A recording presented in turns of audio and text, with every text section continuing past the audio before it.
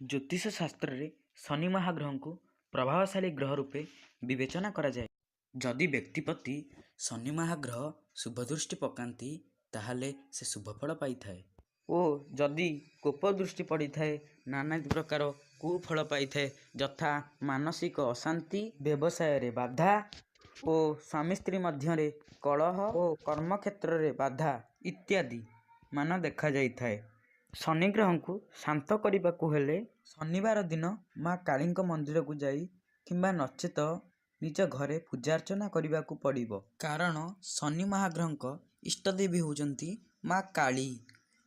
ପ୍ରତିକାର ନମ୍ବର 2, କୌଣସି ଏକ ଶୁକ୍ଲପକ୍ଷ ଶନିବାର ଦିନ ବାରିଅଁଳା ବୃକ୍ଷକୁ ଚନ୍ଦନ ସିନ୍ଦୁର ଧୂପ ଦେଇ ନିମନ୍ତ୍ରଣ କରି ତାହାର ଚେରକୁ ଆଣି ପୁରୁଷ ହୋଇଥିଲେ ଦକ୍ଷିଣ ବାହୁରେ ଏବଂ ସ୍ତ୍ରୀ ହୋଇଥିଲେ ବାମ ବାହୁରେ ଧାରଣ କରିବେ।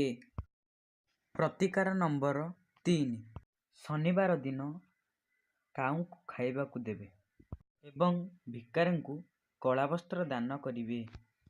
ଯଦି ଭିଡ଼ିଓଟି ଭଲ ଲାଗିଲା ତାହେଲେ ଆମ ଚ୍ୟାନେଲକୁ ସବସ୍କ୍ରାଇବ୍ କରିଦିଅନ୍ତୁ, ପାଖରେ ଥିବା ବେଲ୍ ଆଇକନକୁ ଦବାଇ ଦିଅନ୍ତୁ ଏବଂ ଆପଣଙ୍କ ସମସ୍ୟାକୁ ଆମ କମେଣ୍ଟ ବକ୍ସରେ ଲେଖିଦିଅନ୍ତୁ। ଆମେ ନିଶ୍ଚିତ ଭାବେ ଆପଣଙ୍କୁ ରିପ୍ଲାଏ ଦେବୁ।